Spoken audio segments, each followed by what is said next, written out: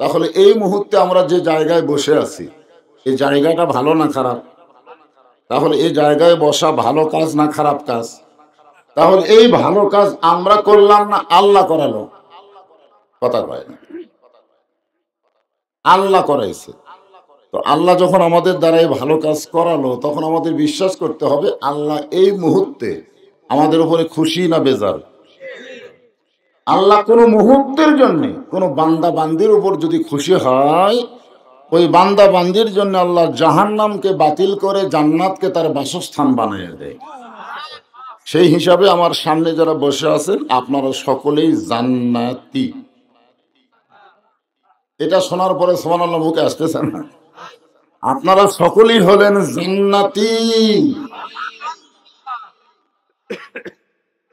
জান্নাতের কথা শুনলে ভালো লাগে না? জাহান্নামের কথা শুনলে ফেরেশতা বলে আল্লাহ জান্নাত জাহান্নাম জীবনে দেখলো না, এরা জান্নাতের কথা শুনলে খুশি হয়, জাহান্নামের কথা শুনলে এরা দুঃখ পায়, কষ্ট পায়। কারণ কি? আল্লাহ বলতেছে ওরাই হলো আমার ইমানদার বান্দা বান্দি। জোরে গান সুবহানাল্লাহ। আল্লাযীনা ইউমিনুনা বিল গায়ব, কোনদিন জান্নাত জাহান্নাম দেখে নাই, এরপরেও জান্নাতের কথায় খুশি হয়, জাহান্নামের কথায় কষ্ট পায়। বুঝতে হবে এরাই হলো আমার প্রকৃত ইমানদার। জোরে গান সুবহানাল্লাহ। শারীরিক সুস্থতার সহকারে আল্লাহ কোরআনের বাগানে আমাদের কবুল করছেন। আমরা আল্লাহ তো আমাদের উপরে খুশি, আমরা কি বেজার? তাহলে জবান করে সমস্তরে সকলে বলবো রব্বানা লাকাল হামদ হামদান কাসীরান তাইয়িবান মুবারাকান ফিহি। আমরা আল্লাহর প্রশংসা করার কারণ হলো আল্লাহ আমাদেরকে দয়া করে, রহম করে, মেহেরবানি করে মুসলমানের ঘরে কবুল করেছেন। আপনাদের আশেপাশে হিন্দু ভাই আছে না নাই? যেরকম আছে না নাই? আমার ভাতিজা জাকির বলল অনেক হিন্দুরা পর্যন্ত আপনার ওয়াজ শুনতে আসছে। হিন্দু ভাইদের আমি বলবো আমরা যে কথাগুলো বলি এ কথা কি আমাদের না আল্লাহ? জোরে বলেন কার? আল্লাহ কোরআনে বললেন অমাইয়াবতাগি গায়রাল ইসলাম দীনান ফালাই ইউকবালা মিনহু। ইসলাম ছাড়া অন্য কোনো ধর্ম কেউ যদি গ্রহণ করে, আল্লাহ বলেছেন সেইটা কবুল করা হবে না। ধর্মের মালিককে তিনি যদি বলে কবুল করা হবে না, তাহলে আমাদের করার কিছু আছে? এই জন্য আমরা সবাই এক বাক্যে বলবো আল্লাহর কাছে একমাত্র কবুলযোগ্য ধর্মের নাম কি? আর সেই ইসলামের মধ্যে আমরা মুসলমান। বেজার না খুশি? হ্যাঁ, আল্লাহকে জন্মগত ভাবে আমাদের মুসলমানের ঘরে কবুল করেছে। এখন যদি কোনো হিন্দু ভাই বলে হুজুর তাহলে আল্লাহ আমাকে সাথে হিংসা করলো, আল্লাহ আমাদের সাথে হিংসা করলো, আমাদেরকে মুসলমানের ঘরে পাঠালে তো আমরাও মুসলমান হতাম। তা আল্লাহ আমাদেরকে হিন্দুর ঘরে পাঠালো কেন? কারণ দুনিয়াতে মানুষ তো মানুষের ইচ্ছা আসে না, কার ইচ্ছায়? যারা বলেন কার ইচ্ছায়? যারাই আমরা দুনিয়াতে আসতেছি, হিন্দু বৌদ্ধ খ্রিস্টান যারাই আসতেছে, আমরা কি নিজের ইচ্ছায় না আল্লাহর ইচ্ছায়? তো আল্লাহ আমাদেরকে হিন্দুর ঘরে পাঠালো কেন? আল্লাহ যদি আমাদের মুসলমানের ঘরে পাঠাতো তাহলে তো আমরা হিন্দু হতাম না। এখানে দোষ তো আমাদের না, দোষ হলো আল্লাহর। আপনারা মুসলমান হয়ে কি মনে করেন দোষ কার?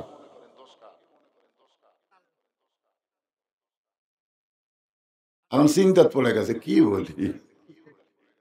মাটির পুতুল বানায়া তুমি করিলা বেহোশ, তুমি যেমনি নাচাও তেমনি নাচে পুতুলের দাও দোষ। তুমি সর্প হইয়া দংশন করো, ওজা হইয়া ঝাড়ো, তুমি চোরকে বলো চুরি করো, আবার পুলিশ হইয়া ধরো। আল্লাহ সমস্ত জাতের মানুষের জন্য একটা রাস্তা খুলে রাখছে। সুবহানাল্লাহ বলেন।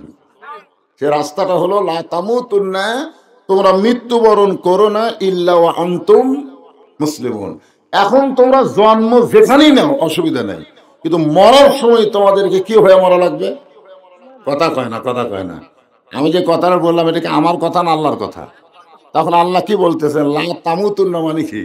তোমরা জন্ম নিতে হিন্দুর ঘরে বৌদ্ধর ঘরে সমস্যা নেই, কিন্তু মরার সময় তোমরা মুসলমান হয়ে মরো।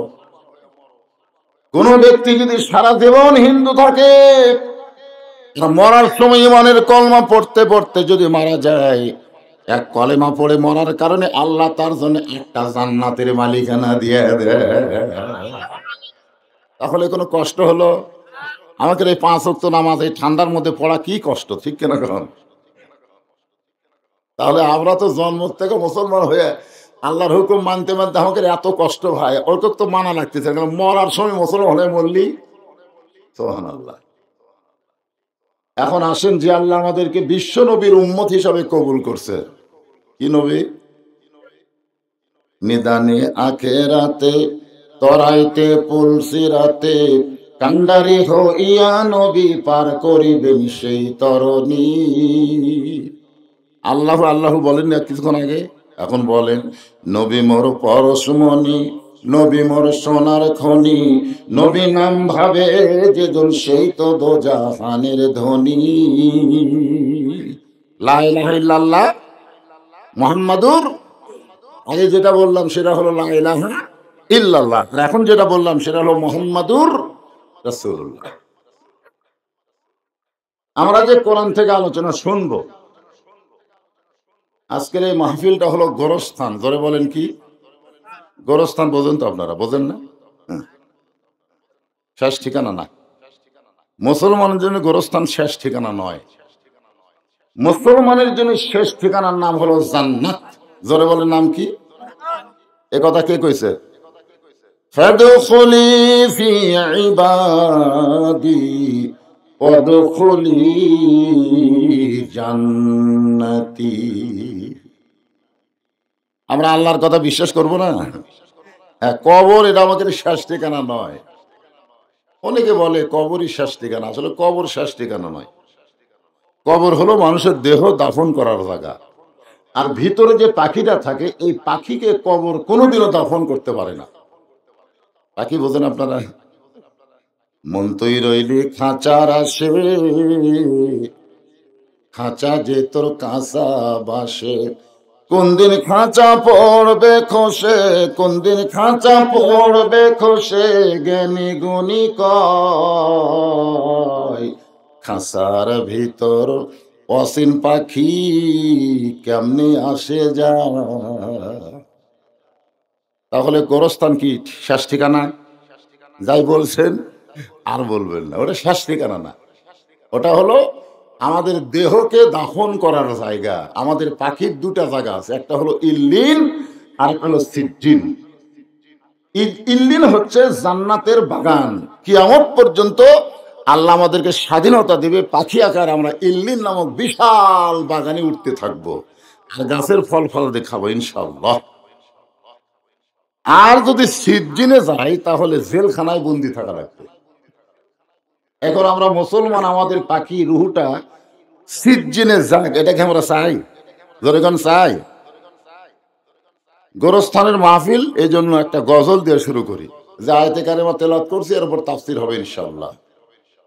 কিন্তু যেদিন ডাক পড়িবে, কিন্তু যেদিন ডাক পড়িবে, কবর মাঝে যাইতে জোগাড় কিছু করছ বন্ধু তার মাঝে বিছাইতে। এই যে গানের মধ্যে বলতেছে কিন্তু যেদিন, যেদিন এটা কোন দিন? এই ছেলেরা, এই যুবকেরা, তোমরা তো মনে করতেছ আমাকে দাদা বেঁচে আছে, সিরিয়ালে আগে দাদা বাপ তারপরে আমি আছি, তাই মনে করতেছ? কিন্তু যেদিন, যেদিনের কোনো তারিখ নাই, যে কোনো সময়, জোরে কোন কথা ঠিক কিনা? যে কোনো সময় যদি আমাদের কবরের ডাক আসে, সেই কবরের পাথেও যদি জোগাড় করে কবরে না যায়, যদি না যায় তাহলে আমাকে কি হবে? যদি ফুলগুলো হয় অভিমানে ঝরে যায়, আমি মালা গেথে বলো কারে পরাবো, সে যে কেন এলো না, কিছু ভালো লাগে না, কবরে আসুক, কবরে আসুক, তারে কি দেখাবে? আমরা যদি কবরের পাথেও লিয়ে যাই তাহলে মজা দেখার পারবে না। এই জন্য আজকের আলোচনা হবে ফাযকুরুনি আযকুরকুম ওয়াশকুরুলি ওয়ালা তাকফুরুন। এই মাইকের সাউন্ড ঠিক আছে? ঠিক আছে? এক দলকায় আছে, এক দলকায় নাই। ঠিক আছে? এর ওই ভাই শুনতে পাচ্ছেন না? মাইকালা ভাই একটু খেয়াল, আমিও দেখতেছি সাউন্ডটা কেমন ভ্যাল ভ্যাল করতেছে, একটু দেখো। সাউন্ডটা ক্লিয়ার করো বাজান, সাউন্ড ক্লিয়ার করো। হ্যাঁ আচ্ছা, সবাই যেন জোরে লাগবে না, সবাই যেন শুনতে পায়, স্পষ্ট ভাবে ক্লিয়ার ভাবে যেন শুনতে পায়। ফাযকুরুনি আযকুরকুম শব্দের অর্থ হলো আল্লাহ বলতেছেন যে আমার জিকির করে আমি আল্লাহ তার জিকির করি। কি বুঝলেন? আমরা যদি বলি আল্লাহ আল্লাহ আল্লাহ আল্লাহ আল্লাহ আল্লাহ, আল্লাহ বলে বান্দা বান্দা বান্দা বান্দা বান্দা বান্দা।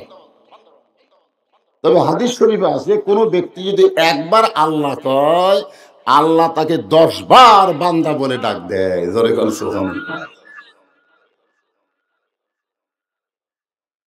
আল্লাহ বলেছেন ওয়াশকুরুলি, তোমরা নাশুকরিয়া হয়ো না।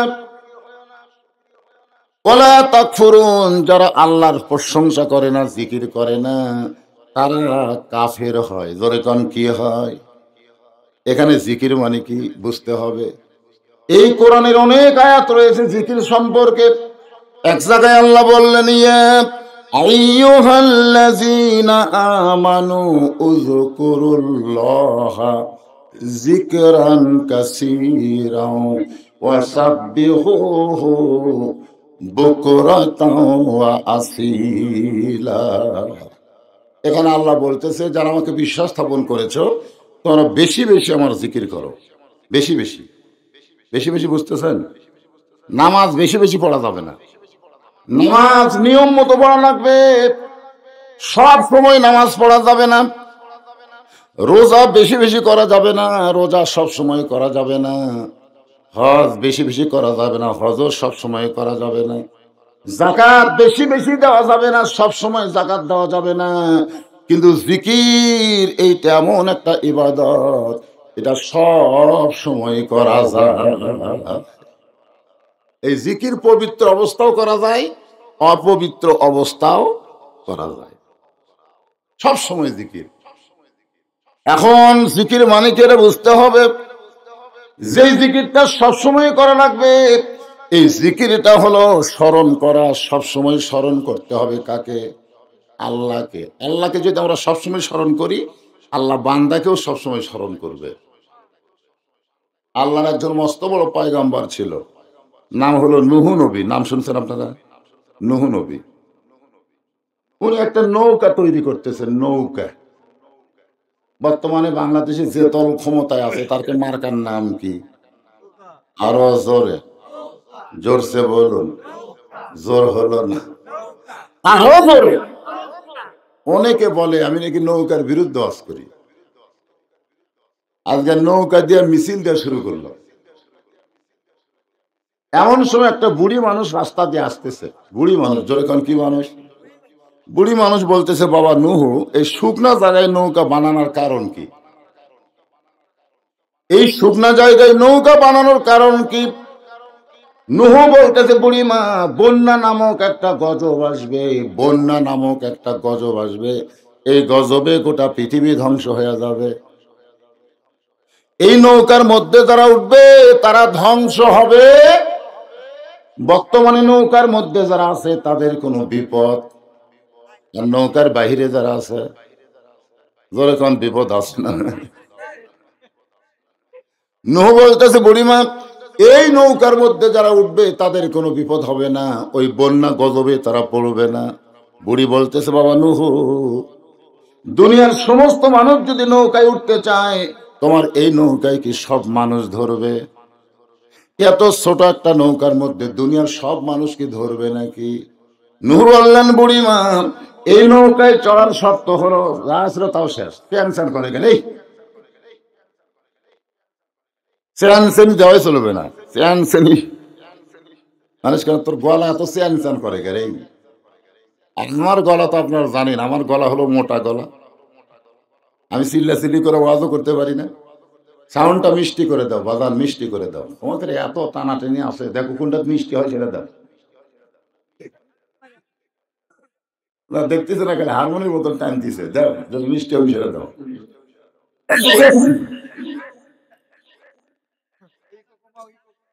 না ইকো দেওয়াই চলবে না, ইকো দিবে কি? ইকো একবারে বন্ধ, আমার ওয়াজ এখন ইকো চলে না। এখনকার বক্তা আমি এখনকার, তোমার জন্মেরও 10 বছর আগে তো ওয়াজ করি পারবে।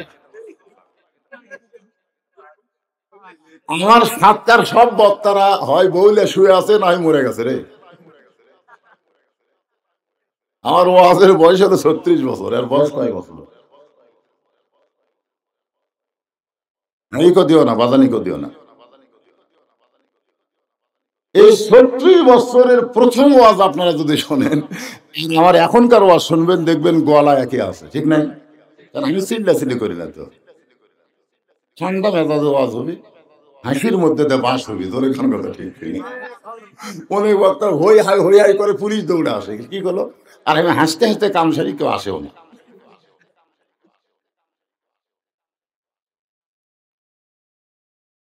নূহ বললেন, বুড়িমা এই নৌকায় চড়ার শর্ত হলো ইমানদার বান্দা বান্দি যারা এই নৌকার ভিতরে জায়গা পাবে তারা। তাহলে এই নৌকায় কারা উঠবে? ইমানদার বান্দা বান্দি যারা এই নৌকার মধ্যে জায়গা পাবে তারা। সঙ্গে সঙ্গে বুড়ি বললেন, লা ইলাহা ইল্লাল্লাহু নূহু নবিয়ুল্লাহ। এই কলমা পড়তে আপনাদের আপত্তি আছে? তাহলে সবাই পড়েন, লা ইলাহা ইল্লাল্লাহু নূহু নবিয়ুল্লাহ। একটা খ্রিস্টানকে যদি বলেন যে লা ইলাহা ইল্লাল্লাহ মুহাম্মদ রাসূলুল্লাহ বলো, ওরা বলবে না। কিন্তু একটা মুসলমানকে যদি বলেন লা ইলাহা ইল্লাল্লাহ ঈসা রুহুল্লাহ, বলবে। কারণ পৃথিবীতে একটাই জাতি যাদের হিংসা নাই, তারাই হলো মুসলমান। জোরে বলেন সুবহানাল্লাহ। মুসলমানেরা সমস্ত নবীকে বিশ্বাস করে। আমরা যারা মুসলমান সব নবী বিশ্বাস করি না। খ্রিস্টানেরা ঈসা পর্যন্ত বিশ্বাস করে, আর ইহুদিরা মুসা নবী পর্যন্ত বিশ্বাস করে। আর আমরা মুসলমান সব নবীকে কলিজা আর চাইতে বেশি ভালোবাসি। জোরে বলেন সুবহানাল্লাহ। সঙ্গে সঙ্গে নূহ বললেন, বুড়িমা আপনার আর কোনো টেনশন নাই। বন্যা গজব যখন শুরু হবে, তখন আমি আপনার হাত ধরে এই নৌকার মধ্যে উঠাইয়া নিব। সঙ্গে সঙ্গে বুড়ি বললেন, আলহামদুলিল্লাহ। নূহ বললেন, বুড়িমা বন্যা গজব শুরু হলে আমি আপনাকে হাত ধরে নৌকায় তুলব। বুড়িকে বলা লাগতো, বাবা নূহ তুমি খুব ভালো মানুষ বাবা। কিন্তু বুড়ি নূহুর প্রশংসা না করে প্রশংসা করলো কার? আলহামদুলিল্লাহ। অস্কুরুলি, আল্লাহ বলতেছেন অস্কুরুলি। কোন নেতার চামচা হয়ে আর নেতার প্রশংসা করবা না, এতে তোমাদের কোনোই লাভ হবে না। লাভ হবে নেতার। জোরে কোন কথা ঠিক কিনা? কোন বক্তার প্রশংসা করো না। বক্তার প্রশংসা করলে তোমাদের কোনো লাভ হবে না, বক্তা দাওয়াত বেশি পাবি। ডাক্তারের প্রশংসা করো না। ডাক্তারের প্রশংসা করলে ডাক্তারের রোগী বেড়ে যাবে, কিন্তু তোমাদের কোনো লাভ হবে না। যাদের প্রশংসা করে তোমাদের লাভ হয় না, তাদের প্রশংসা করো না। বরং এমন একজন আল্লাহর প্রশংসা করো, যার প্রশংসা করলে আল্লাহর কোনো লাভ হবে না, বরং যারাই প্রশংসা করবে তাদের মিজানের পাল্লাটা আল্লাহ নেকি দিয়ে পরিপূর্ণ করে দিবে। তাহলে আমরা প্রশংসা করব কার? যাদেরকে আল্লাহ জবান দিয়েছে। জোরে বলেন তো, প্রশংসা করব কার? বন্যা গজব শুরু হয়ে গেল। এক চিল্লা, চিল্লা বোঝেন না? চিল্লা। এখন বিশ্ব ইস্তেমা চলতেছে, বিশ্ব ইস্তেমা। এক চিল্লা, দুই চিল্লা, তিন চিল্লা, এরকম চিল্লার কথা আছে না নাই? নূহ নবী এক চিল্লা নৌকার মধ্যে ছিল। গোটা পৃথিবী ডুবে গেল, এমনকি হিমালয় পর্বত পর্যন্ত ডুবে গেছে। পৃথিবীর সবচাইতে উঁচু পাহাড়ের নাম হলো হিমালয়। সেই পাহাড় ডুবে 40 দিন পানির তলে থাকলো। পানি যখন কমে গেল, এমন সময় নূহ নবীর ওই নৌকাটা যদি পর্বতে ঠেক লাগলো।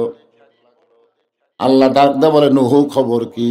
নূহ বলতেছে, নৌকার মধ্যে যারা জীবিত আছে তারা, নৌকার বাহিরে যারা ধ্বংস হয়েছে তারা। আল্লাহ বলতেছে, নূহ খবর কি? নূহ বলতেছে, নৌকার ভিতরে যারা বিপদ মুক্ত তারা, আর নৌকার বাইরে যারা ধ্বংস হয়েছে তারা। আল্লাহ কয়, নূহ তাহলে এই বুড়িটার খবর কি? নূহ কয়, আল্লাহ আমার মনই নেই। তাহলে যেই নবী হাত ধরে নৌকায় তুলবার চাইছিল তার কি নাই? অনেকে বলে, হুজুর আমার কোনো টেনশন নাই, আমি পীর ধরছি, পীর। আরে পাগলা, নবী পর্যন্ত ভুলে গেছে, আর পীর ওই বিপদের ঠেলায় তোমার কথা মনে থবি? এই জন্য আজকের আলোচনা হলো ফাযকুরুনি আযকুরকুম ওয়াশকুরুলি ওয়ালা তাকফুরুন।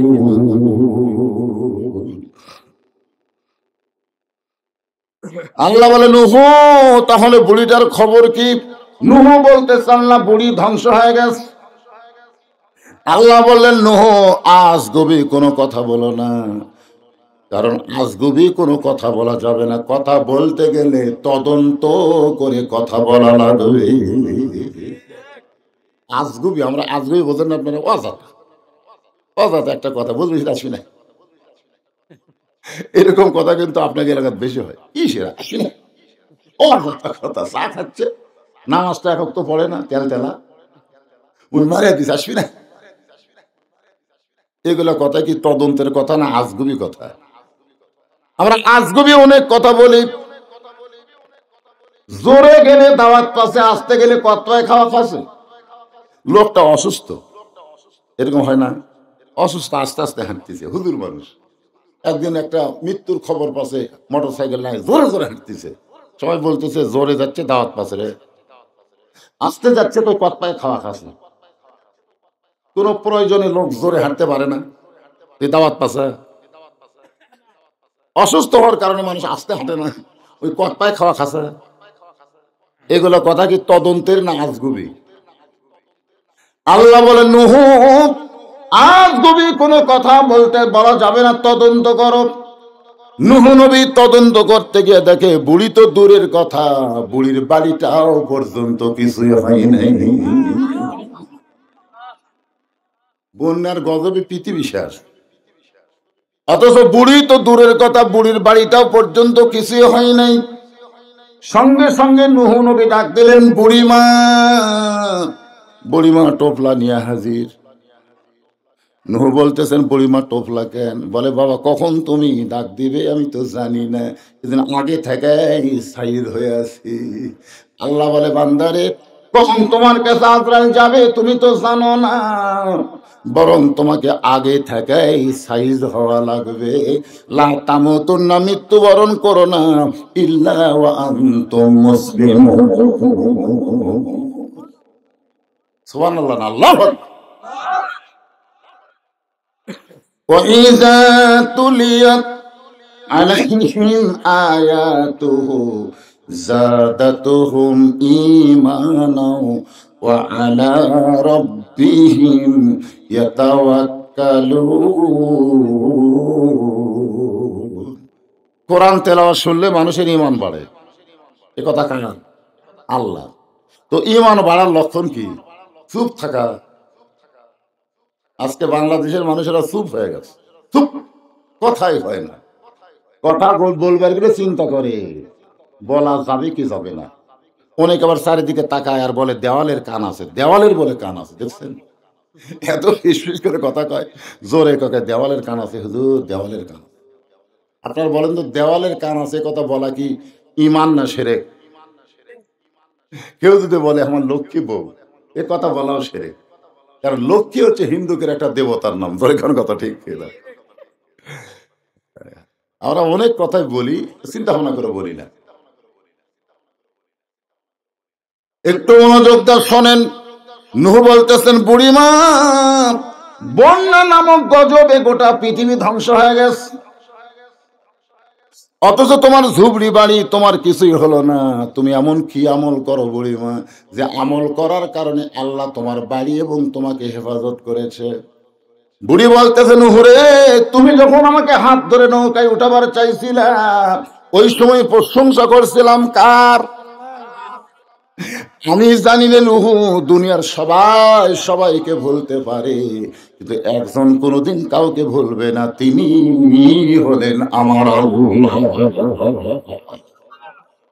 এজন্য জিকির হবে কার?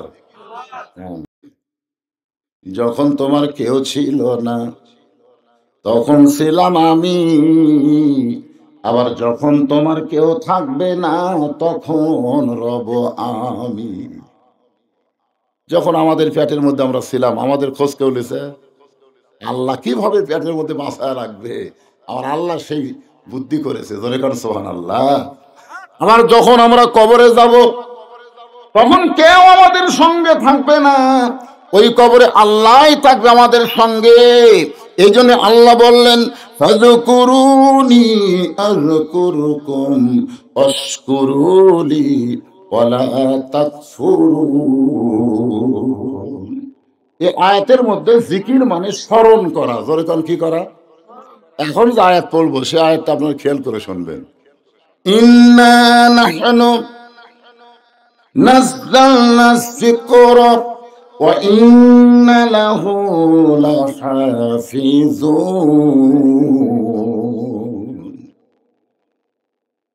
এখন এখানে কিন্তু জিকির আছে, ইন্না নাহনু নাযালনা যিকরা। এখানে জিকির মানে কি? আগে যে আয়াতের তাফসীর করলাম, ওখানে জিকির মানে কি করা? স্মরণ করা। জোরে কোন কি করা? আর এই আয়াতে আল্লাহ বলতেছেন জিকির মানে হলো উপদেশ। এই কোরআনকে আমাদের জন্য উপদেশ স্বরূপ আল্লাহ নাজিল করেছে, আর কোরআন হেফাজতের সমস্ত দায়িত্ব আল্লাহ নিজে নিয়েছে। ধরে কেন সুবহানাল্লাহ। হাদিসের হেফাজতের দায়িত্ব কিন্তু আল্লাহ নেয়নি। তৌরাত বলেন, ইনজিল বলেন, জাবুর বলেন, যত আসমানি কিতাব দুনিয়াতে আছে, কোনটারই হেফাজতের দায়িত্ব আল্লাহ নেয়নি। শুধু একটা কিতাবের হেফাজতের দায়িত্ব স্বয়ং আল্লাহ নিজেই নিয়েছে। তার নাম কি? আচ্ছা আপনারা বলেন তো কেন নিছে? এইটা হেফাজতের দায়িত্ব নেওয়ার কারণ হলো, অনুনাজ্জিলু মিনাল কুরআনি মা হুয়া শিফাউ ওয়া রাহমাতুল লিল মুমিনিন। একটা বাংলা স্লোগান আছে, স্লোগান দিলে আলোচনা পুরোপুরি শুরু হবে।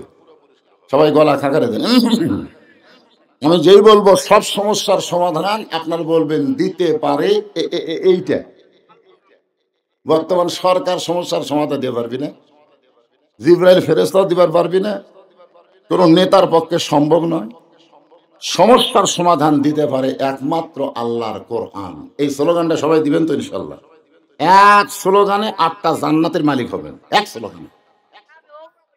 কে রে কথা কয়? হে বে কে? কে রে? দাঁড়া থাক, দাঁড়া থাকে কেন? বসো বসো। এতক্ষণ মিস কল মারি ইয়ে পুরাই হয়নি। বসো বাবা বসো। আপনারা যারা এই ছেলেদের বাবা, তারা চিন্তা করেন তো এরা কি হবে? না, যারা আপনারা এই সন্তানদের বাবা, আপনারা একটাবার চিন্তা করেন তো এই মানেরা কি হবে? এতক্ষণ মেলাত ঘুরে এখন মাহফিল আইসা আবার গ্যাঞ্জাম করতেছে। মন যদি না চাই মেলাত ভোগ, কোরআনের মাহফিলে তোরা বসতে পারবি না। কারণ তোরা এমন মায়ের পেট থেকে বাইর হয়েছিস, তোদের মা পেটত নিয়েই তোর ঘুরিছে গোটা পাড়া। ধরে কোন কথা ঠিক কি নাই? তোরকে ঘরুনি শুরু হচ্ছে পেটের মধ্যে রে। এই জান্নাতের বাগান ওরা বসে পারবি ক্ষমতাও নেই, ওরা এখানে বসার যুদ্ধ হতে পারবে না। এই দেখেন বেড়া হয়েছে করতেছে। এই কি বলতেছেন?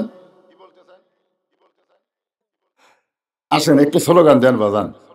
আমি যেই বলবো সব সমস্যার সমাধান আপনার বলবেন দিতে পারে আল কোরআন।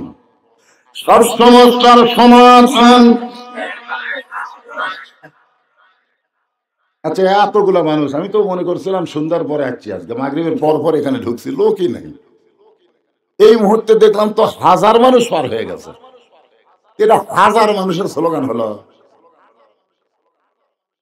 এই ম্যান ম্যানা স্লোগান দিলে হবে না, জবান ছাড়া দেওয়া লাগবে। এটা কার পক্ষে স্লোগান দিচ্ছেন? আল্লাহর কোরআনের পক্ষে। হাসরের ময়দানে এই কোরআনকে আল্লাহ সুপারিশ করার হুকুম দিবে। আল্লাহ তখন বলবে, দেওড়া ইল্লি পাড়া কোরআনের বাগানে কোরআনকে যারা সব সমস্যার সমাধান বলেছে আল্লাহ তাদেরকে ছাড়া আমি কোরআন জান্নাতে যাব না। সুবহানাল্লাহ যত জোরে করেন স্লোগান তত জোর দিবেননি। এবারে দেন, সব সমস্যার সমাধান আল কোরআনের আলো। ঘরে ঘরে না, সব জায়গায় আল কোরআনের আলো। কোরআন হাদিস যেখানে, দুনিয়ার মুসলমান লিল্লাহি তাকবীর। আপনার এই দেখছেন সুবহানাল্লাহ, কি থাকতে পারে। এখন আসেন, এই কোরআন হেফাজতের দায়িত্ব আল্লাহ নিয়েছে। জোরে বলেন কে? এইটা বুঝাইতে গিয়ে আপনাদের সামনে একটা ইতিহাস তুলে ধরতে হবে। ইতিহাসটা হলো হযরত হোসাইন রাদিয়াল্লাহু বসে আছেন। হোসেন রাদিয়াল্লাহু বসে আছেন, যখন কি করে আছেন? এমন সময় ইয়াজিদের কিছু লোক, ইয়াজিদও মুসলমান, হোসাইনও মুসলমান। আপনারা বলেন তো ইয়াজিদ কি, হোসাইন কি? ইয়াজিদের কিছু লোক এসে হোসাইনকে বলতে, হোসাইন খামাখা গন্ডগোল করে লাভ কি? কথাগুলো খেয়াল করবেন, এই আয়াতের তাফসীর হচ্ছে খামাখা গন্ডগোল করে লাভ কি? তোমার বাবা, তোমার নানা হলো আল্লাহর নবী, তোমার বাবা হলো বিশ্ব আলেম হযরত আলী, আর তোমার মা হলো খাতুনে জান্নাত। এমন একটা উদর থেকে আল্লাহ তোমাকে দুনিয়াতে নিয়ে আইছে, তুমি খালি বসে থাকবা আর হাদিয়া পাবা। তোমার খারাপ হওয়া লাগবে না, খালি বসে থাকবে আর হাদিয়া পাবা। ধরে কোন কি পাবা? কি জন্য হাদিয়া পাবে? কারণ নানা হচ্ছে বিশ্ব নবী। নানা কি নবী? বাবা হচ্ছে বিশ্ব আলেম, মা হচ্ছে খাতুনে জান্নাত। তোমার গন্ডগোল করা লাগবে। গন্ডগোল মানে ওরা বুঝাচ্ছে ইসলামে আন্দোলন, মানে হোসাইন ইসলামে আন্দোলন করবে, এজিদকে মানবি না, এটাই হচ্ছে গন্ডগোল। এই যে সামসারা বলছে যে খামাখা গন্ডগোল লাভ নেই। তুমি কি চাও? বাড়ি চাও, নারী চাও, টেকা চাও, না খাবার চাও? যা চাবে খালি ধইয়া তোমাকে দিয়ে দেবে। তুমি 8 রশিদ দরবার হবে। ধরে কোন কি রশিদ দরবার? আগের বাংলাদেশে একটা 8 রশি আছে না নাই? দেখবেন হাজার হাজার গরু খেতে খেতে মানুষ ওটি লিয়ে যায়। পীর সাহেব আশা লাগে না, ওটি বসে থাকা খালি পায়। সঙ্গে সঙ্গে হোসাইন দাঁড়িয়ে গেলেন। সঙ্গে সঙ্গে হোসাইন দাঁড়িয়ে বললেন, রে ইয়াজিদের সামসারা, যারা এত সুন্দর কথা বলতেছে তাদেরকে হোসেন বললেন, রে ইয়াজিদের সামসারা, তোমরা যদি আল্লাহর বান্দা হতে তাহলে আমার নানাকে শুধু বিশ্ব নবী বলতা না, আমার নানাকে তোমরা বিশ্ব নেতা হিসাবে মেনে নিতে। কথাগুলো খেয়াল করবেন। তোমরা ইয়াজিদের সামসা আল্লাহর যদি বান্দা হতে, কার বান্দা?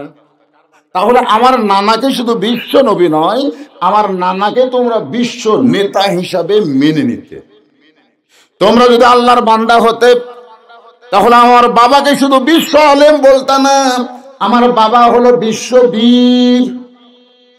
আপনারা বলেন তো হযরত আলী খালি বিশ্ব আলেম না বিশ্ববীর? তোমরা যদি আল্লাহর বান্দা হতে তাহলে আমার মাকে তোমরা খাতুনে জান্নাত বলতা না, শুধু বলতা না, আমার মাকে বলতে ফাতেমা তো জোহরা। তোমরা এমন মুসলমান, একটা বলো একটা বাদ দাও। তোমরা বিশ্ব নবী বলো, তোমরা দরুদ পড়ো, তোমরা মিলাদ পড়ো, কিন্তু নবীর দাঁত ভাঙ্গার কথা বললি তোমাকে বিরক্ত লাগে। নবীর প্রতি দরুদ পড়ো, নবীর সালাম করো, মসজিদের ভিতরে কিন্তু নবীর সমাজ গড়ার কাজে তোমাদের দ্বন্দ্ব মনে বাজে। আজকে যেখানে বিশ্ব ইজতেমা হচ্ছে, ওই ইজতেমা থেকে একটা বক্তা যদি বলে শুধুমাত্র তাবলীগ করলে হবে না, জালেমের জুলুম থেকে বাঁচার জন্য আমাদেরকে ইসলামে আন্দোলন, নবীর পথে চলতে হবে, ওই ইজতেমা কিন্তু আগামী বছর থেকে আর করবার দিবে। কথা কন না কেন? আর দিবে? আর দিবে না। এই নারী টুপি আলাদা খেয়েছে, উর্দুতে বয়ান করে, আরবিতে বয়ান করে, বাংলাতে কয় না। কেন? উর্দু আরবিতে অনেক কথাই বলা যায় যেটা বাংলায় তাফসির করলে খুব বিপদ হবে। আমার বাবা শুধু বিশ্ব আলেম নয়, আমার বাবা হলো বিশ্ববীর। আমার মা শুধু খাতুনে জান্নাত নয়, আমার মা হলো ফাতেমা তো জোহরা। আমার নানা নবী ছিল মক্কায়, খুব খেয়াল করবেন, বিশ্ব নবী মক্কায় ছিল 13 বছর, কলেমার দাওয়াত দিয়া মুসলমান হয়েছে মাত্র 320 জন। বিশ্ব নবীর দাওয়াতে মুসলমান হয়েছে মাত্র কয়জন? 13 বছরে 320 জন হয়েছে। কিন্তু আমার নানা হিজরত করে যখন মদিনায় গিয়া বিশ্ব নেতা হলো, তখন 8 বছরে 10,000 সাহাবী নিয়া মক্কা বিজয় হয়ে গেল। তাহলে বিশ্ব নবীর 13 বছরে কয়জন? বিশ্ব নবী যদি নবী আমাদের আমার নানা থাকতো, তাহলে আজকে মুসলমানের এই বিজয় তোমরা দেখতা না। আমার নানা শুধু বিশ্ব নবী না, নানা হলো বিশ্ব নেতা। মক্কায় নবী যখন গেলেন বদরের যুদ্ধের দিনে, নবী মাথার টুপি খুললেন, এই টুপি নবী খুললেন, নবী পর্নের জুব্বা খুললেন, ঘরের ভিতর থেকে নবী সৈনিকের পোশাক পরে বের হলেন, মাথায় হেলমেট, মাথায় আর কোনো টুপি নাই, কোমরে একটা পেটি আছে। আলীকে বললেন, আলী আমার কোমরের বেল্টটা একটু টাইট করে দাও। আলী যখন নবীর কোমরের পেটি টাইট করতেছেন, এমন সময় আবু বকর বলে, রাসূলুল্লাহ আপনি আল্লাহর নবী, আপনার কোমরের পেটি টাইট কেন করতেছে? আল্লাহ রাসূল বলেন, আবু বকর আমি আল্লাহর নবী, এটাও যেমন ঠিক, আজকে বদরের যুদ্ধে আমি নবী নই, আমি হব সেনাপতি। কি বুঝলেন? সবসময় টিভির মধ্যে থাকলে হবে?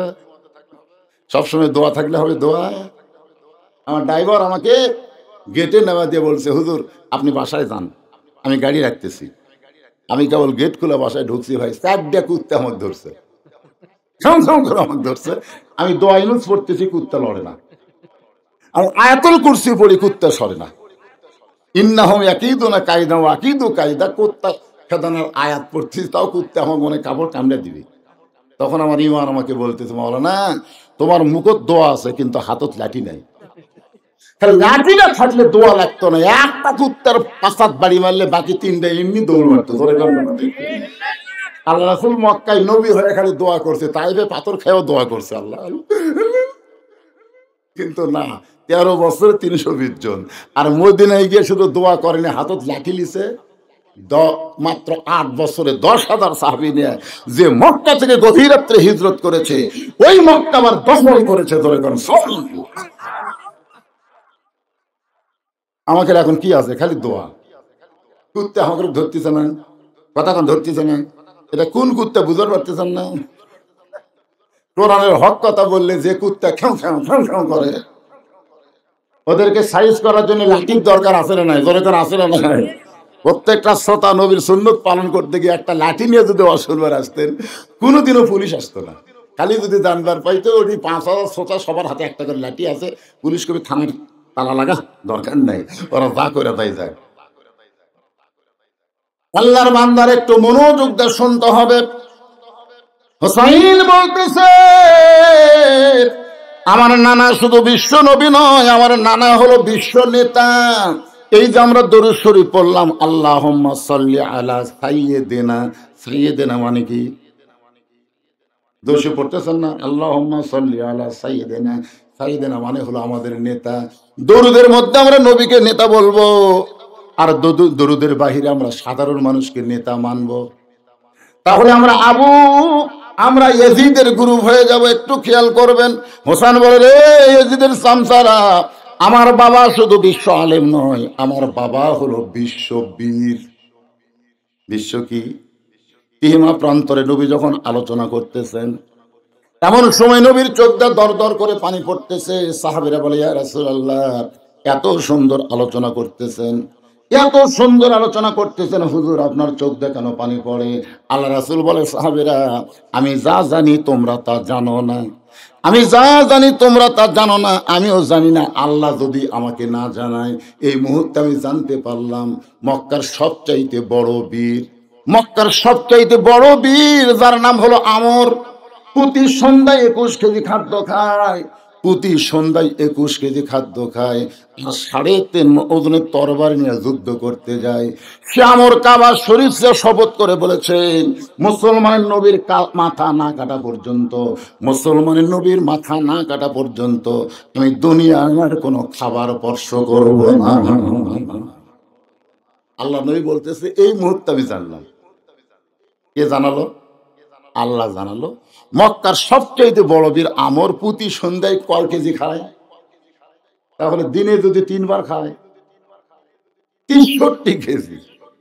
আর যে তরবারি নিয়ে যুদ্ধ করবার যায়, সে তরবারির ওজন হলো 3.5 মণ। সে আমর কাবা শরীফ সে শপথ করছে। কাবা কিন্তু হিন্দু বৌদ্ধ খ্রিস্টান সকলের এক সময় ছিল, ধরে গান ঠিক কিনা? সে কাবা শরীফ সে শপথ করছে, আমার মাথা না কাটা পর্যন্ত দুনিয়ার কোনো খাবার স্পর্শ করবে না।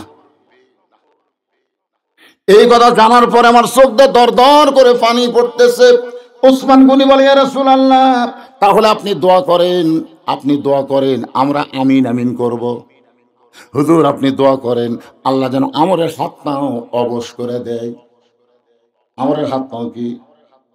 আমরা যখন বিচারপতির কাছে বিচার পাই না, তখন আমরা চোখের পানি নিয়ে কি বলি? তোর বিচার আল্লাহ করবি। ধরে কোন কথা ঠিক কি না? আমরা এমন পর্যায়ে চলে গেছি, আমরা এমন এক জায়গায় চলে গেছি ভাইজান, যে জায়গায় যাওয়ার কারণে আমাদের সাহস হারে গেছে। আমরা আল্লাহর উপর বিচার দিয়ে কান্দে কান্দে চলে আসতেছি। নবী 2 হাত তুলে দোয়া করবেন, আমরের হাতটাও যেন আল্লাহ অবশ করে দেয়। নবী হাত তুলছেন, সাহাবীরাও তুলছেন। নবী দোয়ার মধ্যে বলতেছে, আল্লাহ আমরের হাত পাও অবশ। এ কথা বলতেই ফেরেশতা জিবরাইল এসে নবীর সামনে হাজির। ইয়া আইয়ুহান নাবিয়্যু হাযিল মুমিনিনা আলাল কিতাল।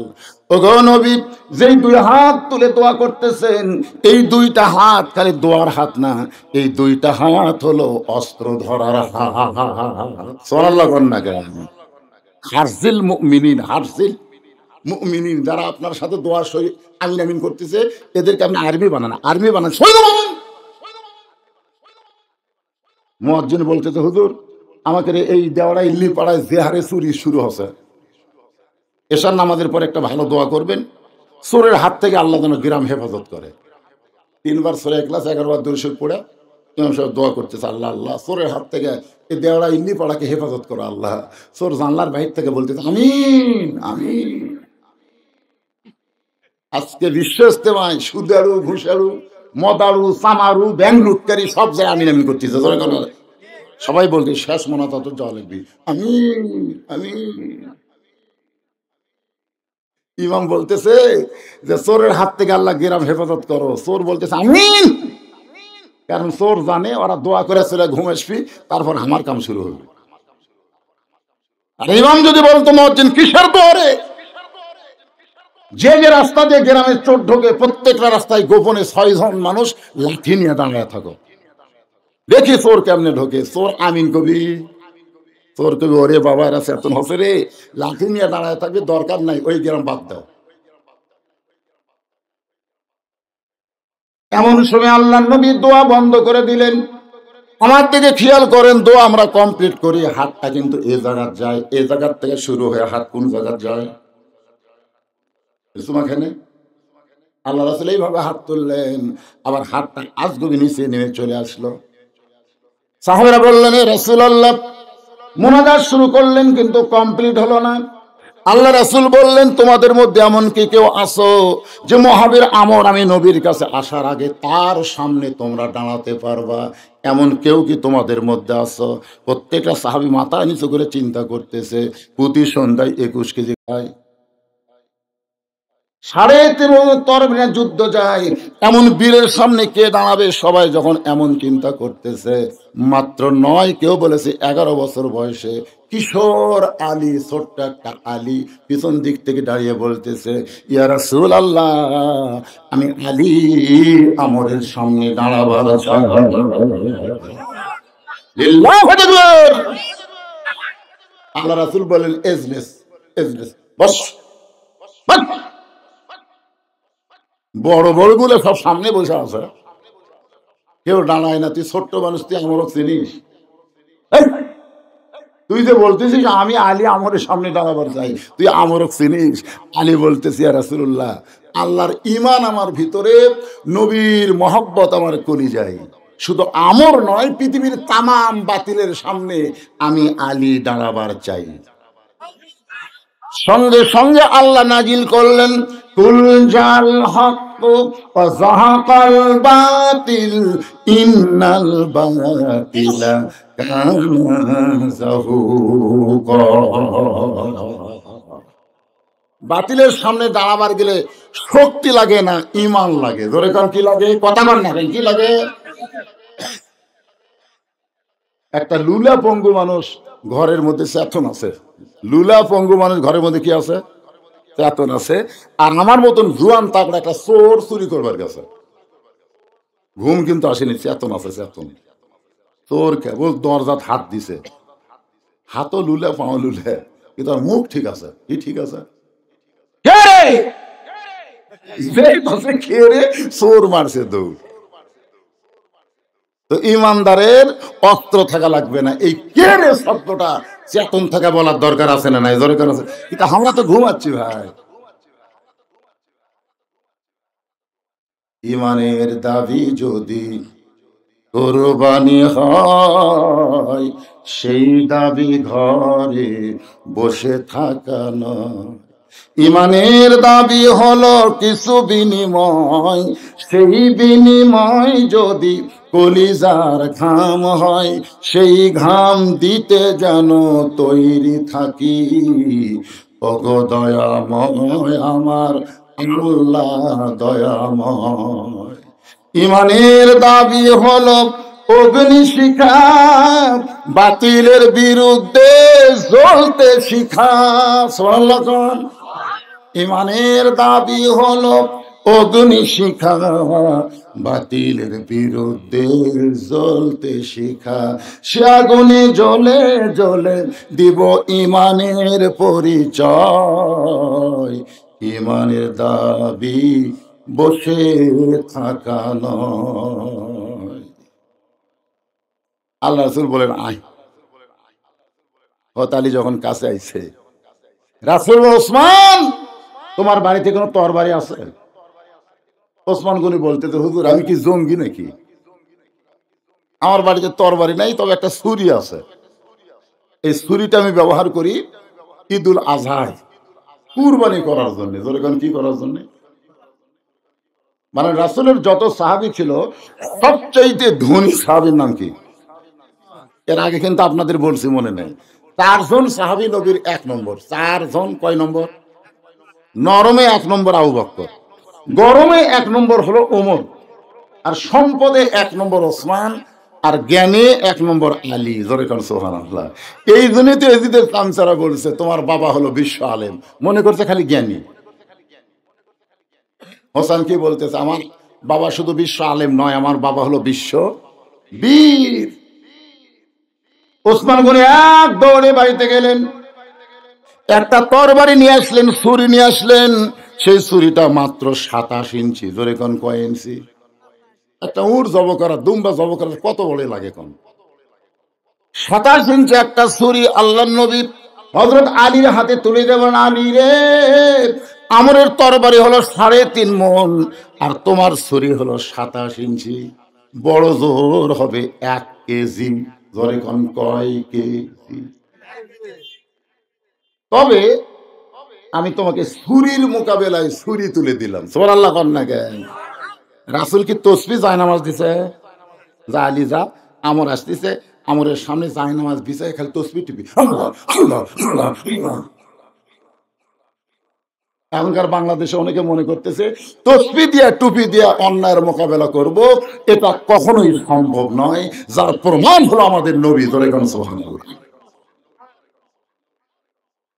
মা আহাদান ইয়াদখুলুল জান্নাতা ইউহিব্বু ইয়ারজি ইলা দুনিয়া ওয়ালাহু মা আলাল আরদি মিন শাইইন ইল্লা শাহীদুন ইয়াতামান্না আন ইয়ারজি ইলা দুনিয়া ফায়ুক্তাল আসারা মাররাতান লিমা ইয়ারা মিনাল কারামাতি রাওয়াহুল বুখারী কিতাবুল মাগাজি।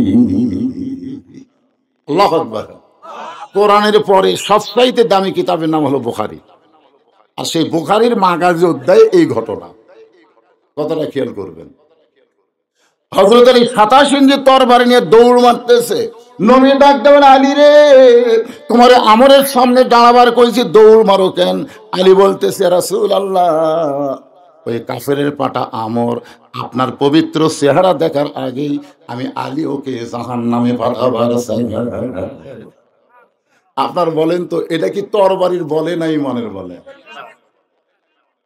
যে কাফেরের পাটা আমর যে আপনাকে হত্যা করবার চাচ্ছে, ও আপনার পবিত্র চেহারা দেখার আগেই আমি ওকে জাহান্নামে পাঠাবার চাই।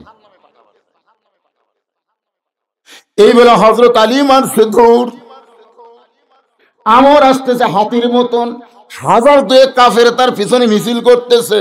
মুসলমানের নবীকে কেউ বাঁচাবার পারবে না, মুসলমানের নবীকে কেউ বাঁচাবার পারবে না।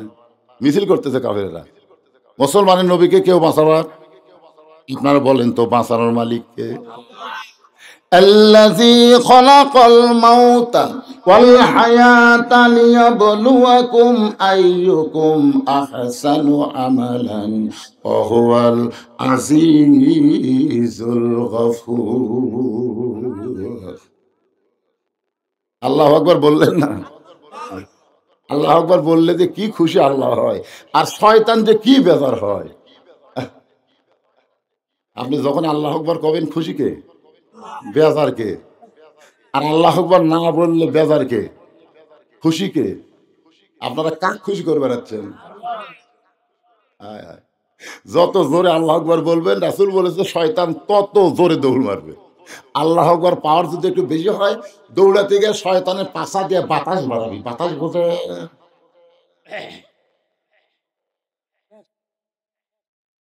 তবে একটা হাদিসের ব্যাখ্যায় বলা হয়েছে, পারবে না যারা শয়তানকে ভালোবাসে, যারা শয়তান ভালোবাসে এদের জবান দিয়ে আল্লাহু আকবার বের হবে না, কারণ শয়তানের সাথে এর বন্ধুত্ব আছে। ধরে কোন কি আছে? আপনার কি শয়তানের সাথে বন্ধুত্ব করছেন? আল্লাহ কোরআনে বলেন, ইন্না শাইতানা লাকুম আদুউন ফাত্তাখিযুহু আদুওয়ান। শয়তান তোমাদের শত্রু, তোমরাও শয়তানকে শত্রু হিসাবে গ্রহণ করো। আমরা শয়তানকে বন্ধু হিসাবে গ্রহণ করব। এটা কোন শয়তান? মারাত্মক বাস। এখন এই শয়তানের কথা যদি আমি বলি, ভাই আগামীতে তারা সে আর আমার বাস করবার দিবি। এই জন্য হেকমতের সাথে কিছু ওয়াজ বাদ দিয়ে করা লাগে, বোঝেন না? তবে সূরা নাসের যদি আপনার পড়েন, সূরা নাস আপনার পড়েন না? মিনাল জিন্নাতি ওয়ান নাস। শয়তান খালি জিনের বাচ্চা না, মানুষের বাচ্চারাও শয়তান, আল্লাহ কোরআনে বলছে। একটু মনোযোগ দিয়ে শোনেন। সমস্ত কাফেররা মিছিল করতেছে, আর আমার হাতির মতন হাঁটতেছে। কাফেরদের মিছিল হলো মুসলমানের নবীকে কেউ বাঁচাবার পারবে না। এমন সময় হযরত আলী আমরের সামনে দাঁড়িয়ে গেছে। আমর হযরত আলীর দিকে তাকায় বলে, তোর কি বাপ মা নেই? এই তোর কি বাপ মা নাই? তোরে কে পাঠাইলো আমার সামনে? আমার দিকে তাকায় দেখ আমি কে। সঙ্গে সঙ্গে হযরত আলী আসমানের দিকে তাকাইছে। জোরে কোন, কোন দিকে? দুনিয়া দেখার টাইম নাই তো? নাই টাইম আছে? দুনিয়া দেখার টাইম আছে? কে? আমরা কি দেখি? আল্লাহ কয়, বক্তা কি দেখিস রে? বক্তা কয়, দেখতেছি পুলিশ আছে কেন, র্যাব আছে কেন, এলা দেখতেছি। আল্লাহ কয়, বক্তা পুলিশ র্যাব তো ধরতে পারে, তার আগে আজরাইলও ধরবার পারে। জোরে কোন কথা ঠিক কি নয়? আমার কাউসারি ভাই মাঝে মধ্যে আমাকে বলতো, হুজুর অনেকগুলা কেস আছে, কখন জানি পুলিশ ধরবার আসে। পুলিশের চিন্তায় টেনশনে আমি বাড়ি ঠিক মতো থাকতে পারি না, অথচ কাউসারি ভাইকে পুলিশ ধরেনি, আজরাইল ধরছে। জোরে কোন কথা ঠিক কিনা? কাউসারির নাম আপনারা জানেন না? রেজাল করুন কাউসারি। এর ওয়াজ করবার গেছিল বেলকুচি, ওয়াজ করতে করতে আজরাইল ধরছে। আরে হযরত আলী আসমানের দিকে তাকায়া কোরআন থেকে একটা আয়াত তেলাওয়াত করলেন। ওই আয়াত তেলাওয়াত করে 27 ইঞ্চি ছুরির মুখে একটা ফোঁক দিয়া আমরের সামনে একটা দাগ দিলেন। কোরআনে একটা আয়াত আছে পাওয়ারফুল, জোরে কোন সুবহানাল্লাহ। ওই আয়াতটা পড়ে ছুরির মুখে একটা ফোঁ দিলেন। ফোঁ দিয়া আমরের সামনে একটা দাগ দিয়ে বললেন, রে কাফেরের পাটা, তুই কত বড় বাপের বেটা, আল্লাহ নবী তো হত্যা করা দূরের কথা, এই দাগটা ডেঙ্গায় এক ধাপ তুই সামনে যা। সুবহানাল্লাহ না কেন? কাফেরের পাটা, তুই কত বড় বাপের বেটা, নবীক মারবি, আমার নবীক মারবি, তাহলে দাগটা পার হয়, এই দাগটা পার হতো দেখি। এমন কথা হযরত আলী কইছে আমরের ভিতরে খালি সুবহানাল্লাহ কন। আমরের ভিতর কম্পন শুরু হয়ে গেছে। সমস্ত কাফেরা বলতেছে মারেন মারেন মারেন। একটা পুষকে আপনার কি করলো, আপনি দেরি করেন, মারেন। যেই মারার কথা কইছে হাজার হাজার কাফের, সঙ্গে সঙ্গে আমর তরবারি ঘাট থেকে নিয়ে আলীকে লক্ষ্য করে যখন মারতে চাই, ইয়ানজুরু বিনুরিল্লাহ, হযরত আলী তাকায় দেখে আমরের তরবারি নাই, আল্লাহ কাঠের তক্তা বানায়া দিছে। সমস্ত কাফেরদের চোখে তরবারি, কিন্তু আলীর চোখে তক্তা। নমরুদ কয়, ইব্রাহিম তাকায় দেখ, তাকায় দেখ, নিচে দাও দাও করে আগুন জ্বলতেছে, খালি পড়বি আর মরবি। আল্লাহ কয়, ইব্রাহিম, নমরুদ এতবার তাকাবার কয়, একবার তাকাও না কেন? ইব্রাহিম তাকায় দেখে সবুজ রঙের ফুল বিছানা। ফেরাউন কয়, তাকায় দেখ, হ্যাঁ মুসা তাকায় দেখ, সামনে সাগর, দেখ সাগর কোন দিকে পলাবি। আল্লাহ কয়, মুসা, ফেরাউন যখন তাকাবার কয়, তাকাও না কেন? মুসা তাকায় দেখে 12টা রাস্তা, তার মধ্যে 2টা বিশ্ব রোড। তোরে কোন সুবহান। এরই নাম হলো ইয়ানজুরুবি নূরিল্লাহ। এই দুই চোখটা দেখলে হবে রমাজান, দুই চোখটা দেখলে বাড়ি ভালো লাগবে, আর অন্তরের চক্ষু দিয়ে দেখেন কবর ভালো লাগবে। 5তলা বাড়ি বানাইছে, হুজুর দোয়া করবেন, এটা আমারই বাসা হুজুর, এটা আমারই বাসা। আমি বললাম, ভাই তোমার বাসা? চোখ বন্ধ করে দেখো তো কার। যেই চোখ বন্ধ করছে, এই দুই চোখ যখনই বন্ধ করছে, তখন আর কানে কানে বলতেছি, এই দুনিয়ার বাড়ি ঘর একদিন হইয়া যাবে পর, যাইতে হবে অন্ধকার কবর। যেই কবরের কথা বলতেছি, সঙ্গে সঙ্গে দেখি ওর চোখের পাতা ভিজা পানি আসতেছে। আমি কইলাম, চোখটা খুলে বল এখন বাসাটা কর। বলে, হুজুর এপারে হলো বসত বাড়ি, ওই পারে হলো বাসা। তাহলে দেখা লাগবে, খুব খেয়াল করবেন। আল্লাহ রাসূল বলেছেন, ইত্তাকু ফিরাসাতাল মুমিনিনা ফাইন্নাহু ইয়ানজুরু বিনূরিল্লাহ। জোরে কোন সুবহানাল্লাহ। এখন আপনারা বলেন, তরবারি যদি কাঠের তক্তা দেখে, তার অন্তরে কোনো ভয় ডর আছে নাকি? নিজের দিকে তাকায় দেখে 27 ইঞ্চি তরবারি, আমরের তরবারির দিকে তাকায় দেখে তক্তা, তরবারি এক লাভ দেওয়া ওই কাঠের তক্তার উপর উঠছে। সুবহানাল্লাহ। হাইজাম আলী, হাইজাম খুব ভালো পারতেন। হাইজাম এক লাভ দেওয়া তক্তার উপরে উঠেই বিসমিল্লাহ কয়া আমরের ঘাড়ে 27 ইঞ্চি তরবারি খালি ঠেক আছে, খালি এরকম ঠেক আছে, সঙ্গে সঙ্গে দেহ থেকে মস্তক বিচ্ছিন্ন হয়ে গেছে। যে বিচ্ছিন্ন হয়েছে, 2000 কাফের যারা ছিল নাচছে দূর। আপনারা কি মনে করতেছেন ওরকে পাওয়ার নেই? তো পাওয়ার আছে আমাকে, জোরে কোন কথা ঠিক কিনা? কিন্তু আমরা সামনে পাওয়ার পারতেছি না। আমরা বাতিলের সঙ্গে আপোষ করে বাঁচবার চাই, কিন্তু একজন ইমানদার মরে যাবে, বাতিলের সঙ্গে এক মুহূর্তের জন্য আপোষ করতে পারবে? আল্লাহ নবী দৌড়ে এসে আলীকে বুকের মধ্যে নিয়ে বলে, আলী রে, তুই শুধু আলী না, আজ থেকে তোর ডিগ্রি হলো আসাদুল্লাহিল গালিব।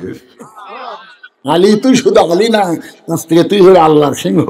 আলী বলতে, তো হুজুর আমি মারিনি, হুজুর বিশ্বাস করেন আমি কিন্তু মারিনি, আমি বল ঠিক আছি। আল্লাহ রাসূল বলেন, চুপ, খবরদার, আমার কানত দিছে, এই কথা জানার কারো কানত দিও না। শৌলি কিন্তু দেখছে তুমি মারছেন। আলী কয় না হুজুর আমি মারিনি, আল্লাহ শপথ করে বলতেছি আমি খালি ঠিক আছি। সুবহানাল্লাহ। তাহলে মারলো কে? কথা কয় না, মারলো কে? আলী মারছে। আমাদের কাম কি মারা? আমাকে একজন বলে হুজুর শেখ মুজিবুর রহমানকে হত্যা করছে, জিয়াউর রহমানকে হত্যা করছে, আর জিল্লুর রহমান মরছে।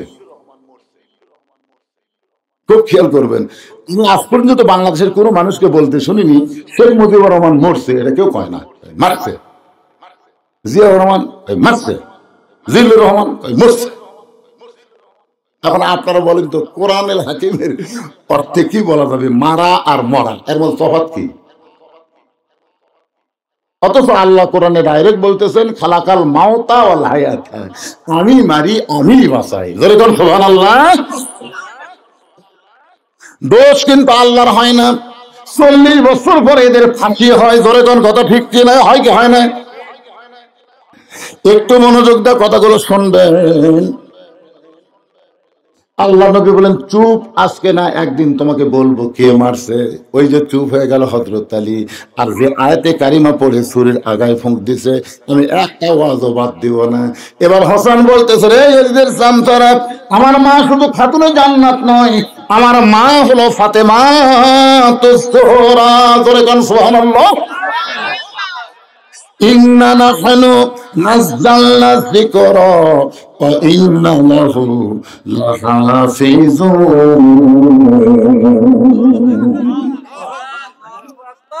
হাসান বলতেছে আমার মা শুধু খাতুনে জান্নাত নয়। এ মনোযোগ দিয়ে শোনেন, আমার মা কি? জোহরা। এই জোহরা কি? বড় পীর আব্দুল কাদের জিলানীর নাম শুনছেন? শুনছেন? উনি একদিন জান্নাতুল বাকি জিয়ারত করতেছেন। ওই যে রাসূলের রওজার পাশে সবচেয়ে বড় গোরস্থান, তার নাম হলো জান্নাতুল বাকি।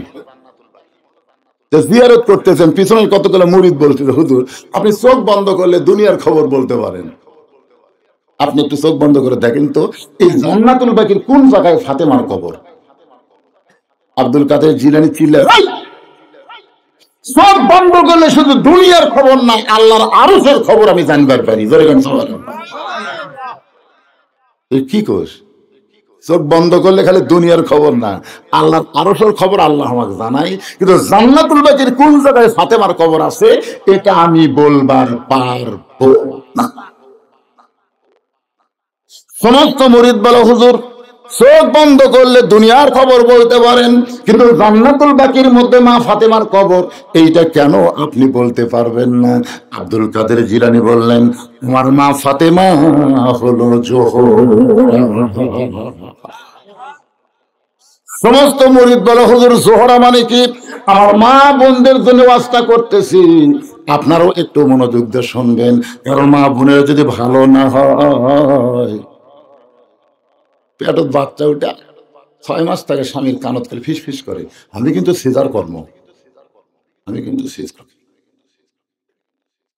কি বলবো প্রসবের কথা, মা বিনে সেই ব্যথা কেউ তো বুঝিবে না। মাজন থেকে সন্তানের দায় অকালে মা মারা যায়, কেন সে মায়ের ভক্তি করো না? এমন দরদি ভাবে কেউ হবে না আমার মা গো। আমার এলাকার যে কয়টা ডাক্তার আছে, একটা ডাক্তারের বউ সিজার করে বাচ্চা হয়নি, একটা না। আমি ডাক্তারকে বললাম কে ভাই আপনার কয়টা বাচ্চাকে? 2টা। সিজার করে? কি কোন হুজুর, সিজার করে বাচ্চা নিলে মায়েরও ক্ষতি বাচ্চারও ক্ষতি। আমি বললাম কেন? বলে এই জন্য ক্ষতি হয়, বাচ্চা হওয়ার আগেই বাচ্চা বার করা হয়। বাচ্চা হওয়ার একটা নির্দিষ্ট সময় আছে না নেই, কিন্তু ওর 2 দিন আগেই যদি বার করে তাহলে বাচ্চার বিশাল ক্ষতি হয়। বাচ্চা ঘুমের মধ্যে থাকতেই পেট কাটা বার করে, ডাক্তারের টাকা খাওয়ার পলিসি হলো বেঁকা হয়ে আসে, তেলা হয়ে আসে। এই কথাগুলো ভয় দেখায়, পেট কেটে টেকালে বাচ্চার ঘুমই ভাঙ্গেনি, 2 দিন পরে দুনিয়াতে আল্লাহর হুকুমে আসবে। তার আগে পেট কেটে বার করছে, এর কথাই কয় না, ঘুমোতেছে যা। তখন ডাক্তার পাও ধরে ঘুরে ঘুরেতে ঘুরেতে এখন ভয়। এই যে বাচ্চার মাথা বিগড়ে দিল, এর আর কোরআনের মাহফিলে বসবি না, কারণ 8 দিনটা ড্রপিল নিয়ে পাগল হবি। মায়ের কি ক্ষতি হয় জানেন? মায়ের বাচ্চাদেরও ক্ষতি হয়। মায়ের এই পেট, একটা ভালো মানুষের পেট কাটা বুঝছেন না কত বড় ক্ষতি হয়। এই জন্য ডাক্তারের বউ কোনোদিন সিজার করে না, মৌলবীর বাড়িতে কোনোদিন মিলাদ হয় না। আমাদের মতন মৌলবী যারা এরকে বাড়িতে কিন্তু মিলাদ হবে না, তারা পরের বাড়িতে পড়ে ধরে কথা ঠিক। আর একটা হলো পীরের বউ কোনোদিন মুরিদ হয় না। আপনারা খেয়াল করে দেখবেন বাংলাদেশে যত পীর আছে একটা পীরের বউ মুরিদ হয়নি, কারণ বউ জানে যে আমার স্বামী 1 নম্বর লুচ্চা, মাঝে মধ্যে মুরিদের বইয়ের দিকে চোখ মারে, এই স্বামীর কাছে মুরিদে হবে কি? তাহলে কয়টা করলাম? একটা হলো ডাক্তারের বইয়ের সিজার লাগে না, মৌলবীর বাড়িতে মিলাদ হয় না, আর পীরের বউ মুরিদ হয় না। একটু মনোযোগ দিয়ে শুনবেন। আব্দুল কাদের জিলানী বলে, মুরিদেরা জোহরা মানে যদি জানবার চাও তাহলে শোনো, এশার নামাজ পড়ে হযরত আলী ঘরের ভিতরে, এশার নামাজ পড়ার পরে প্রত্যেকটা পুরুষ মানুষ যাবে ঘরের ভিতরে, এদের আর বাহিরে থাকা যাবে। আল্লাহ রাসূল বলেছেন, এশার নামাজের পরে তোমরা গাল গল্প করবে না, বরং তোমরা ঘরে গিয়ে ঘুমিয়ে যাও। তাহাজ্জুদের মহব্বত ফজরের জামাত তোমাদের আদায় করা লাগবে। নবীর সাহাবীরা কোনোদিন এত রাত ধরে ওয়াজ করেও নি, শোনেও নি। কিন্তু আমাদের বাংলাদেশের সংস্কৃতি, রাত যত বেশি হবে ওয়াজ নাকি তত ভালো হয়। মানে একটারও ফজর না পড়ার টেনশন নাই তো। আপনাদের ফজর পড়ার টেনশন আছে? আছে? আমার এলাকার কোনো মুয়াজ্জিন ওয়াজ শোনে না, কোনো মুয়াজ্জিন ওয়াজ শোনে না। আমি এক মুয়াজ্জিনকে বললাম, কে ভাই বড় বক্তা আছে চলেন যে, আমার আজানে আপনারা চেতন পান, কিন্তু আমার চেতন কে করবে? আমি আজান দিলে আপনারা চেতন পান, কিন্তু আমার চেতন কে করবে? আমার জন্য তো কোনো আজান নাই। এজন্য আপনারাই ওয়াজ শোনেন, আমি শুনবো না। কি বুঝলেন? এশার নামাজ পড়ে হযরত আলী ঘরের মধ্যে ঢুইকায় আলহামদুলিল্লাহ, ঘরের মধ্যে ঢুইকায় আল্লাহর প্রশংসা করতেছে, কারণ ঘরও সুন্দর। হাসান হোসেনকে সুন্দর করে সাজায় দিয়া মা ফাতেমা সুন্দরী সাইদা গুইজা বসে আছে। আলী বললেন, ফাতেমা এত সুন্দর করে ঘর সাজায়, তুমি সুন্দরী সাইদা গুইজা হাসান হোসেনকে সুন্দর করে সাজায় দিছো, কারণ কি? ফাতেমা বললেন, হাসান হোসেন তোমরা দুই ভাই একটু অন্য ঘরে যাও, তোমার বাবার সঙ্গে আমার গোপন কিছু গল্প আছে। যেই ফাতেমা বলেছে তোমরা দুই ভাই একটু অন্য ঘরে যাও, তোমার বাবার সঙ্গে আমার গোপন কিছু গল্প আছে, হাসান হোসেন মুচকি মুচকি হেসে ঘর থেকে বার হয়ে যায়, কারণ দুইজনে বড় হয়েছে, বুঝবার পারছে। মা যখন আমাদেরকে বের করে দেয় বাবার সঙ্গে গোপন কিছু গল্প করবে, মানে বোঝা গেল মা সাইদা গুইজা বাবার সঙ্গে ভালোবাসা করবে। সুবহানাল্লাহ না কেন? নবীর সুন্নত কি জানেন? বাচ্চার বয়স যদি 2 বছরের বেশি হয়, ওই বাচ্চাকে ঘরে থুয়া বোক আদর করা যাবে না। কয় বছর? 2 বছরের কম থাকলে, বাচ্চা ঘরে থাকলে কোনো সমস্যা নেই। আপনি বোক আদর করেন, চুমা খান, পাড়ে ফেলে দেন, বাচ্চা খালি দেখবি কিন্তু বুঝবার পারবি না। যখনই 2 বছরের বেশি বয়স হবে তখনই বুঝবার পারবি। ওই বাপের সামনে ওটি কিছু না বললে বাইরে এসে বলবি, আব্বা তাই মা জোরে ধরছিল রে, পাড়ে ফেলে দিচ্ছে, এই কথা বলতে পারে। এটা হাসির কথা না ভাই, এটার নামে ইসলাম রে। নিজের হালাল বউকে 2 বছর বাচ্চার সামনে আদর করা যাবে না, এটার নাম হলো ইসলাম। আমাদের বাংলাদেশে 14ই ফেব্রুয়ারি কাতি মাসে কুত্তের মতো যেখানে সেখানে জোড়া লাগবে, শীতেছে শীতেছে 14ই ফেব্রুয়ারি। কিরে তারাশের যুবকের, এই যারা বিয়ে করছে একদম 14ই ফেব্রুয়ারি পালন করে না, কারণ তারা জানে প্রতি রাত্রি আমাকে 14ই ফেব্রুয়ারি জোরে কথা দেখছেন, মাসে খালি কয়েকদিন আমরা পারি না। আমার মা বোনের একটু মনোযোগ দিয়ে শুনবেন। হাসান হোসেন 2 ভাই যখন বাইরে গেল, এমন সময় ফাতেমা দরজা বন্ধ করে দেয়। যেই দরজা বন্ধ করেছে, হযরত আলী মাথার টুপি খুলেছে, বাচ্চা 2টারে বের করে দিয়া বউ যখন দরজা বন্ধ করে, তখন স্বামী বুঝবার পারে, পারে কি পারে না? আপনার কি মনে করতেছেন? দরজা বন্ধ করে তখন স্বামী বুঝবার পারে না, সন্তানকে বাইর করে তো দরজা বন্ধ করলো, কি হবে? কি হবে বুঝবার পারতেছেন? আমি যত বড় হুজুর হই, শোনেন, বাড়িতে বউকে যদি বলি প্রতি মিনিটে 500, প্রতি মিনিটে 500 টাকা করে দেবো, 10 মিনিট অশোনা লাগবে, আর বউ নিজে এসে টুপি খুলে কবিল ভাতটা বাদ দেন তো, যা করে করছেন, জনগণ আপনার চিনে না, তাই আপনার ওয়াজ শোনে। কিন্তু আমি চিনি না, কিছু একলা একলা ল্যাব গরম হচ্ছে না, ওয়াজ করতেছে। যেই মাত্র দরজা বন্ধ করেছে, হযরত আলী মাথার টুপি খুলে ফাতেমাকে যখন দুইখানা হাত বাড়ায় দেয়, এমন সময় ফাতেমা দৌড়ে এসে স্বামীর বুকে মাথা রেখে ছোট বাচ্চার মতন কান্দে। আলী বলে, ফাতেমা মন করে কেন কাঁদতেছ? ফাতেমা বলে, আর কোনোদিন ঘর সাজাবার পারবো না, আর কোনোদিন হাসান হোসেনকে সাজা দিবার পারবো না, আর কোনোদিন সাইদা গুইদা আপনার সামনে দাঁড়াবো, সেই সময় আমার হবে না। কারণ আজকে গভীর রাত্রে ফাতেমার মৃত্যু হবে। যেই মাত্র কইছে গভীর রাত্রে ফাতেমার মৃত্যু হবে, গাছের গোড়া কাটলে গাছটা যেমন ঠাস করে পড়ে যায়, হযরত আলী তেমনি পড়ে গেলেন ঘরের মাঝায়। মা ফাতেমা মুস্কি মুস্কি হাসে, সুবহানাল্লাহ কোন। যিনি গভীর রাত্রে মৃত্যুবরণ করবে, তিনি মুচকি মুচকি হাসে, দৌড়ে গিয়া ওই স্বামীর মাথার উরাতের উপর নিয়ে কপাল একটা চুম্বন দিয়া বলে, স্বামী গো, এতদিন ধরে আমি বিশ্বাস করি আপনি হলেন জ্ঞানের সম্রাট, আপনি হলেন একজন বীর, একজন জ্ঞানী এবং বীর মানুষ। বিবির মৃত্যুর কথা শুনে এমন করে কেন পড়তেছেন? আপনি কি জানেন না আসলে যাইতে হবে? সবাই জবান খুলে বলেন, আসলে যাইতে হবে। আপনারা কেন এ দুনিয়াতে থাকার জন্য আইছেন? গন্ত থাকবেন না যাবেন? একটা গান আছে আব্দুল আলিমের, শুনছেন? কোন বনেরই পাখি তুমি, আইলারে কোন বনে, আবার কোন বনেতে যাইতে হবে, পড়ছে নাকি মনে? মনে পড়ে না ভাই রে, মনে পড়ে না। গল্প করতেছে, হুজুর অমুকের ফাঁসি হলো, অমুকের ফাঁসি হলো, অমুকেরও ফাঁসি হবি হুজুর। আমি বললাম, কে ভাই, অমুকের ফাঁসি হলো, অমুকের ফাঁসি হলো, অমুকের ফাঁসি হবি, এ তোর যে মৃত্যু হবি, যেই কিছু মৃত্যু করলো গান। এরে পাগলা, ফাঁসির তারিখ আছে রে, মরার কিন্তু তারিখ নাই। আপনার বলেন তো ফাঁসির তারিখ নাই যে অমুক তারিখে ফাঁসি হবে? যেটা তারিখ হওয়া যায়, মরার আগে কিন্তু সাইদ হওয়া যায়। নামাজ পড়ে, তওবা করে, কোরআন পড়ে, কান্দে, আল্লাহ অমুক তারিখ এখন ফাঁসি হবে, আল্লাহ হাউকে মাফ করে দাও আল্লাহ। ফাঁসির দড়ি যখন গলার দিকে, তখনও কলমা পড়তে পড়তে ফাঁসি কার্যকর হলো। আর আমরা যারা যখন তখন মর্ম, আমাদের কলমার কোনো গ্যারান্টি আছে? ও এখন বলতে তো হুজুর, এদিক দিয়ে চিন্তা করলে মরার চাইতে ফাঁসি ভালো। তাহলে ওনারা হলো ফাঁসির আসামি, আর আমরা হলাম মৃত্যুর আসামি। আপনারা বলেন তো কোন আসামি বড়, ফাঁসি না মৃত্যু? কথা কন না, একেবারে বোঝেন না, এত বোঝানোর বুঝতেছেন না কোনটা বড়, ফাঁসি না মৃত্যু?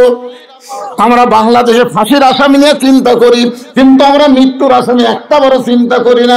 যে কোনো সময় আমাদের মৃত্যু হবে, আসলে যাইতে হবে। একসঙ্গে দুইজন উঠছে, কি এক নম্বরে যাবে? সবাই একটু অন্তর থেকে বলেন, আসলে যাইতে হবে, বাড়িতে না। এখানে এসেছেন বাড়িতে যাবে, এমন একজন লোক হিম্মত করে বলেন তো, হুজুর আমি এখান থেকে বাড়ি যাবই, বলেন তো দেখি। একটা লোক হিম্মত করে বলেন। তাহলে সেই গ্যারান্টি যদি না থাকে, এত অন্যায়, অবিচার, জুলুম আমরা কেন করতেছি ভাইজান? কেন আমরা এরকম করতেছি? 100 টাকা দিয়ে 10 টাকা বাড়তি খাই, হাই রে সুদের ব্যবসা চলতেছে রে। আমি হাদিস পড়ে দেখলাম যে সব গুনাহ আল্লাহ তওবা করলে মাফ করবে, কিন্তু যারা সুদ খাচ্ছে এরা তওবা করলেও আল্লাহ মাফ করবে না।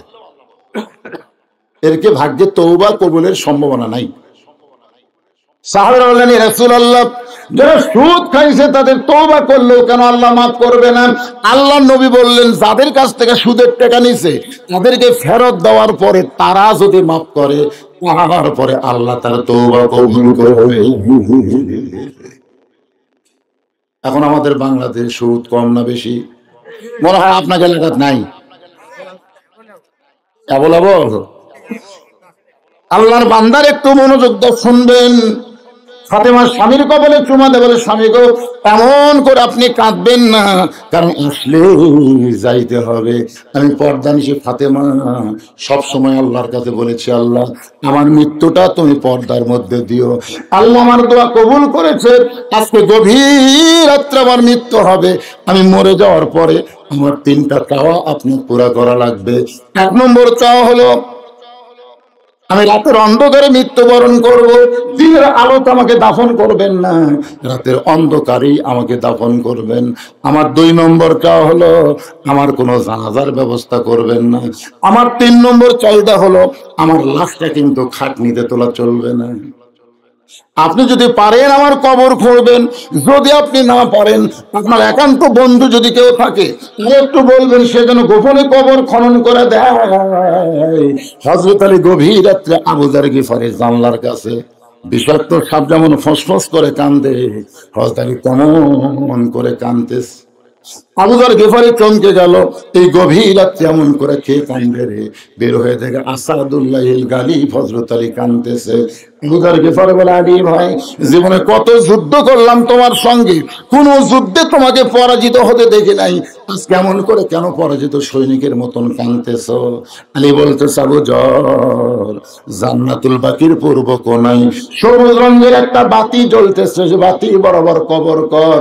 আবু জর বলতেছে, এখনো কেউ মরে নাই, কার জন্য কবর করব? রাতের অন্ধকারে কেন কবর করা লাগবে?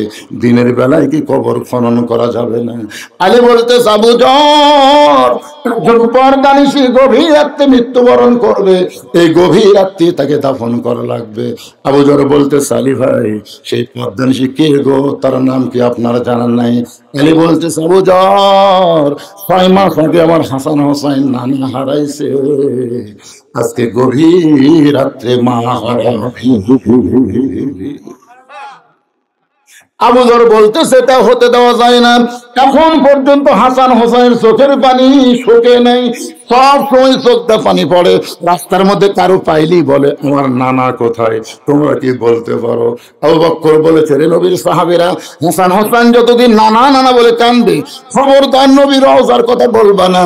তারা 2 ভাই রওজার পাশে গিয়ে যদি নানা নানা বলে চিৎকার করে, আমি আবু বকর বলতেছি নবীর ঘুম ভাঙে যাবে।